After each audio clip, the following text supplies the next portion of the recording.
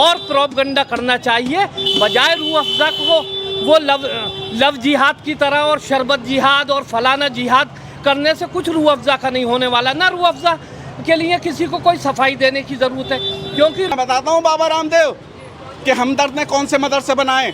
हमदर्द ने Hamdard institute of medical sciences and research centre बनाया, जिसमें MBS और MD की पढ़ाई की जाती है। हमदर्द ने ऐसी लेबोरेटरीज बनाई जो हिंदुस्तान के काम आती हैं।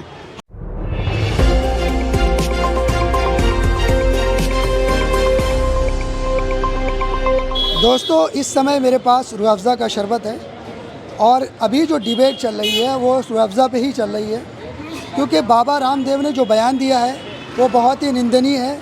मुसलमानों का यहाँ पर आक्रोश देख सकते हैं इसके बारे में, क्योंकि उन्होंने कहा है कि रूह अफ़ज़ा जो शरबत है उनकी कमाई से मस्जिद और मदरसे में पैसे दिए जा रहे हैं, जबकि उनकी कमाई से कई सारी यूनिवर्सिटीज़ बनी, जिनमें हमदर्द यूनिवर्सिटी है, कई स्कूल बने हैं, हमदर्द स्कूल्स हैं और भी कई सारी चीज़ें, और IPS UPSC की तैयारी करवाई जाती है। तो यहाँ पर हमारे साथ मौजूद हैं यहाँ के दिग्गज नेता लोग मौजूद हैं।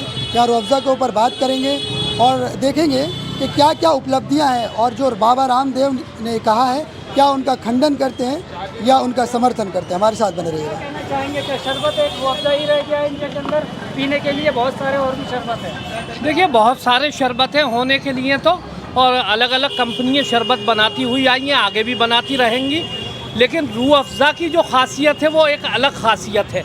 रूह अफ़ज़ा जो प्रोडक्ट 1907 के अंदर जो है हकीम साहब ने लाल कुएं से शुरू किया 1907, यानी आज़ाद भारत से पहले, और उसने हिंदुस्तान के कोने कोने गांव तक अपनी हर गली हर सड़क तक अपनी पहुंच बनाई।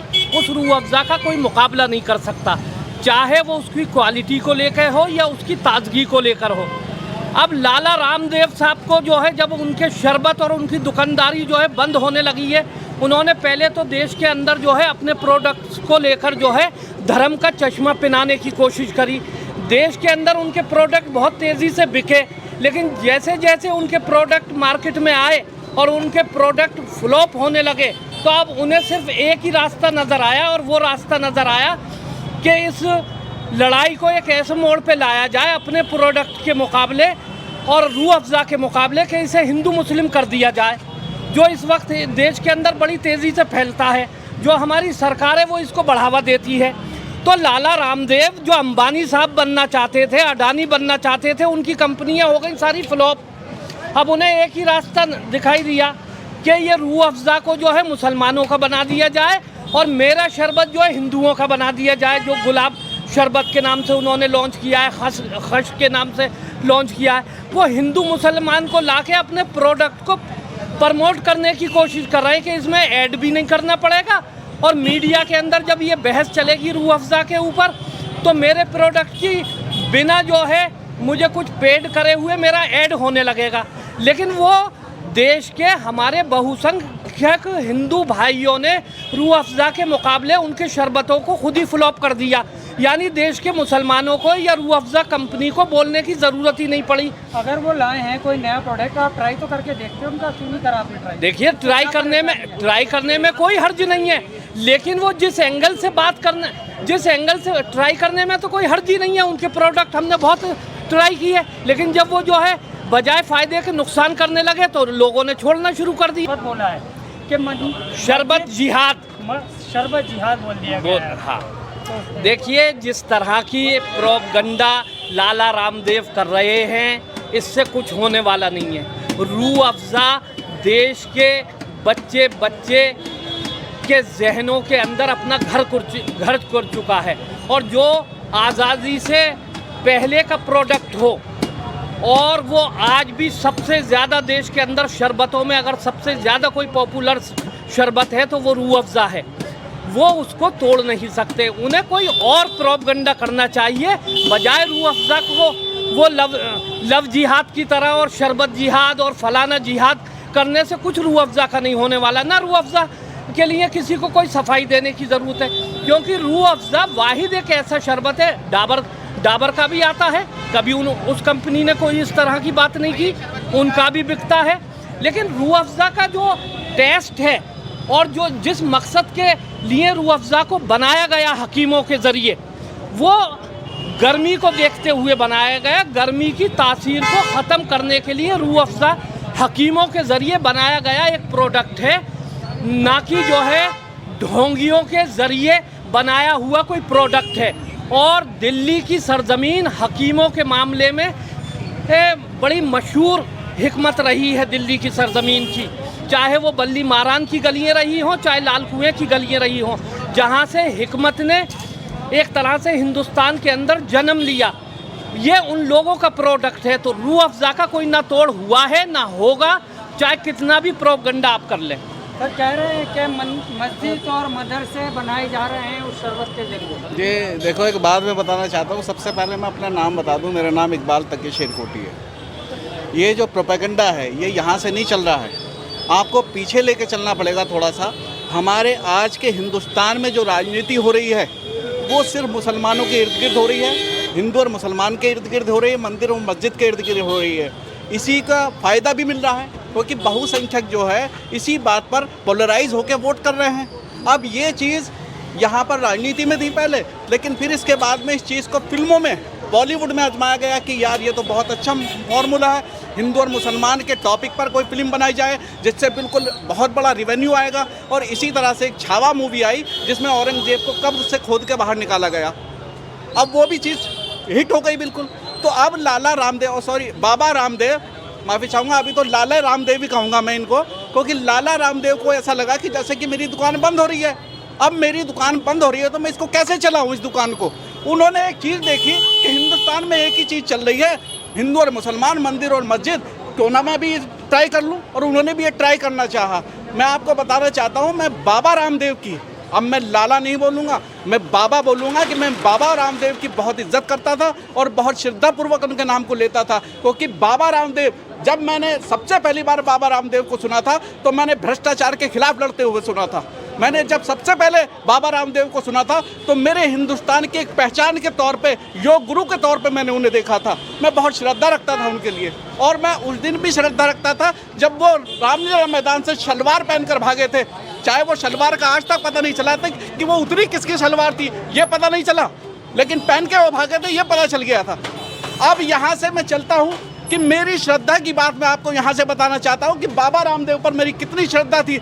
मेरे भतीजे को डिजीज मस्कुलर डिस्ट्रॉफी थी, जो कई करोड़ बच्चों में से एक बच्चे को होती है, जिसकी फाइल अमेरिका तक गई और अमेरिका से ये जवाब आया कि इसका कोई इलाज नहीं है, लाइलाज है। लेकिन फिर भी मेरे परिवार की श्रद्धा देखो बाबा रामदेव पर, कि मेरे परिवार ने बाबा रामदेव को कांटेक्ट किया था उस डिजीज मस्कुलर डिस्ट्रॉफी के लिए जिसकी दुनिया में कोई इलाज नहीं था। ये मेरी श्रद्धा थी। लेकिन जैसे ही इनका ये बयान आया है, और बयान आने के बाद में मैं अभी लाला रामदेव ही कहूँगा, क्योंकि ये भी उसी धसरे पर चल पड़े हैं। अपना प्रोडक्ट चला रहे हैं सर, उसमें क्या परेशानी? भाई प्रोडक्ट चला रहे हैं, लेकिन प्रोडक्ट चलाने के लिए आप लव जिहाद और शरबत जिहाद और ऐसे नाम लेंगे, इस तरह से देश को बांटेंगे। ये तो पहले से ही बट रहा है नफरत में, पहले से ही लोग उथल पुथल हो पड़ी है पूरे हिंदुस्तान के अंदर। आपको तो एक श्रद्धा वाले, एक योग गुरु हैं, आपकी तो एक पहचान है, आप हिंदुस्तान का एक स्तंभ है। अगर आप ऐसी बात बोलेंगे तो आप किसी आम आदमी से क्या उम्मीद कर सकते हैं कि वो किस तरह की मानसिकता रखेगा। जब आप जैसे योग गुरु की मानसिकता ऐसी है तो एक आम इंसान की मानसिकता कैसे होगी। आप लोग देशहित नहीं कर रहे हो, आप देश को अंदर से खोखला कर रहे हो, और इसका खुमियाजा हम सबको एक साथ भुगतना पड़ेगा आने वाले टाइम में। अब मैं आप बात कर रहे हो उसकी कि ये शरबत कहाँ से आया। 1906 में हमदर्द लेबोरेटरीज़ की स्थापना की गई। हमदर्द लेबोरेटरीज़ ने एक शरबत निकाला जिसका नाम था रूह अफ़ज़ा। उसके बाद जोशीना निकाला, उसके बाद एक और आया इनका कि क्या नाम था उसका, स्किन केयर के प्रोडक्ट उन्होंने निकाले, बहुत सारे प्रोडक्ट निकाले। लेकिन इसके साथ साथ जो मदरसे और मस्जिदों की बात करते हैं ना, मैं बताता हूँ बाबा रामदेव कि हमदर्द ने कौन से मदरसे बनाए। हमदर्द ने Hamdard institute of medical sciences and research centre बनाया जिसमें MBS और MD की पढ़ाई की जाती है। हमदर्द ने ऐसे ऐसी लेबोरेटरीज बनाई जो हिंदुस्तान के काम आती हैं। हमदर्द ने ऐसे ऐसे संस्थान बनाए। हमदर्द ने जामिया हमदर्द दिया, हमदर्द ने हमदर्द पब्लिक स्कूल दिया, हमदर्द ने चैरिटी की। हमदर्द जैसे बनने के लिए आपको अभी कई और जन्म लेने पड़ेंगे बाबा रामदेव। मैं यहाँ से कहता हूँ बाबा रामदेव ने कौन से इंस्टीट्यूट बनाए? मैं यही कहना चाहता हूँ कि अगर आप जैसा कह रहे हैं कि ये मदरसे और मस्जिदों में लगेगा पैसा, तो ये मदरसे और मस्जिद है जिसमें MBA इंजीनियरिंग की पढ़ाई की जाती है, जिसमें 7-8 फैकल्टीज़ में हमदर्द जो हमारी यूनिवर्सिटी है, हमदर्द यूनिवर्सिटी में 8 फैकल्टीज़ में पढ़ाई की जाती है। उसमें साइंस भी है, उसमें ज्योग्राफी भी है, उसमें सारे जो सेमेस्टर्स हैं वो सब आते हैं। अब मैं आपको बताना चाहता हूँ इस तरह की मस्जिद और मदरसे बने हैं। और आप गुरुकुल बनाना चाहते हैं, आप शिक्षा विद्यापीठ बनाना चाहते हैं, आप क्या ऐसी ही नफरत की पढ़ाई पढ़ाएंगे उसके अंदर गुरुकुल में? अफजा का भी तो ऐड हो रहा है इसी के चलते, इसी के बाद मैं यही कहना चाहता हूँ कि मैं एक बात यहाँ से बोलना चाहता हूँ कि क्या आपने कभी सुना है कि ऐसी सड़ी हुई मानसिकता, एक घृणित मानसिकता और ऐसी दुराग्रह की मानसिकता से कोई कामयाबी हासिल कर सकता है किसी की? अगर मैं किसी का बुरा चाहूँ, लेकिन ये बाबा रामदेव ने करके दिखाया कि उनकी घृणित मानसिकता की वजह से हमदर्द आज पॉपुलर हो चुका है और इसकी 3 गुना सेल बढ़ चुकी है। इसमें तो आप लोगों को खुश होना चाहिए कि बिना टीवी पर रूह अफ़ज़ा का ऐड आए, अब इतनी पॉपुलैरिटी बढ़ गई है पहले से ज़्यादा। देखिएगा में बढ़ावा हुआ है। देखिएगा, ऐसा फ़ायदा हमें नहीं चाहिए जो हमारे देश का एकता और अखंडता को तोड़े। ऐसे फ़ायदे की ज़रूरत नहीं है हमें। इस तरह के हिंदू मुसलमान करने की ज़रूरत नहीं है हमें। इस तरह के प्रोपेगेंडे फैलाकर फ़ायदा अर्जित करने की ज़रूरत नहीं है। आप ऐसे नागरिकों को एक दूसरे में बांट रहे हो। आप पहले हिंदू और मुसलमान में बांटा, मंदिर और मस्जिद के नाम पे बांटा, फिर उसके बाद में फिल्मों में आपने वही नफरत का प्रोपेगेंडा अपनाया और आप अपनी दुकान चलाने के लिए भी वही नफरत का प्रोपेगेंडा अपनाएंगे। क्या ऐसे ही देश चलेगा हमारा? क्या यही सब कुछ होगा हमारे देश में? आप लोग अंदर से खोखला कर देंगे हमारे देश को। अभी चीन की बुरी नज़र हमारे देश के ऊपर है। हमारे कितनी ज़मीन उसने कब्जाई हुई है। क्या हमें दर्द नहीं होता इसका? क्या हमें इस चीज़ का दर्द नहीं होता कि अमेरिका ने हमारे लोगों को, हमारे नागरिकों को बेड़ियों में बांध कर यहाँ पर भेजा? क्या हमारे अंदर एहसास नहीं है दिल में इसका? आपने क्या जवाब दिया उनको? क्या जवाब दिया आपने अमेरिका को जब उसने टैरिफ बढ़ाया? क्या जवाब दिया आपने अमेरिका को? तहव्वुर राणा को लेके आए हैं सर, क्या बात कर रहे हो? तहव्वुर राणा को लेके आए हैं, ताज के जो ब्लास्ट के वो आरोपी हैं। मैं ये कहता हूँ कि जितने भी आरोपी हैं सब आने चाहिए। नीरव मोदी भी आना चाहिए, विजय माल्या भी आना चाहिए, और जितने लोगों ने देश को खोखला किया, देश का पैसा खाया, वो सब आने चाहिए। तहव्वुर राणा ही एक नहीं है। हमारे देश को लूटकर बहुत से लोग बाहर गए हैं और उनमें से 80 से 90% गुजराती हैं। लेके आओ ना उनको वापस, क्यों नहीं लाते? सबको लेके आओ जो जो गुनाहगार है देश का। क्या कहना चाहिए लास्ट में? देखिए, लोगों की भावनाएं आपने सुन ली। हमदर्द अपना काम कर रहा है, उसे ऐड की ज़रूरत नहीं है। लाला रामदेव ने उनकी जो है ऑलरेडी खुद ब खुद सेल बढ़ा दी, और रूह अफ़ज़ा को कभी जो है ऐड की या जो है पॉपुलैरिटी की ज़रूरत ही नहीं थी, क्योंकि रूह अफ़ज़ा अपने आप में एक हिंदुस्तानी प्रोडक्ट है। और हिंदुस्तान के अंदर रूह अफ़ज़ा गली गली, मोहल्ले मोहल्ले, गांव देहात के अंदर सब जगह पाया जाता है। चाहे वो लस्सी हो, चाहे वो किसी भी तरह के और जूस हो, उनके अंदर सब में जो है रूह अफ़ज़ा को मिक्स किया जाता है। ऐसा शरबत बनाना है कि हिंदुस्तान के अंदर नहीं होगा और सारे शरबत हम तो वेलकम करते हैं। आप ऐसे शरबत बनाइए, हम वेलकम करेंगे, लेकिन नफ़रत के आधार पे आप जो है शरबत बनाएंगे, आप हिंदू मुसलमान और जिहाद के नाम पे शरबत बनाएंगे। आप जो है अगर जो है शरबत बनाना है तो पुरानी दिल्ली ने के एक नौजवान ने जो है शरबत दिया, मोहब्बत का शरबत। आप मोहब्बत का शरबत बनाइए, आप जो है एकता का शरबत बनाइए, आप जो है देश की तरक्की का शरबत बनाइए, देश के नौजवानों के लिए एजुकेशन का शरबत बनाइए, देश के नौजवानों के लिए जो है रोज़गार के लिए शरबत बनाइए। ऐसे शरबत बनाइए। आप नफ़रत के बीज बोकर इस देश को जो है खोखला करने की कोशिश कर रहे हैं। हमें आपके ऐसे शरबतों की कतई ज़रूरत नहीं है जो देश को नुकसान पहुंचाते हों, देश के नौजवानों को जो है नुकसान पहुंचाते हों।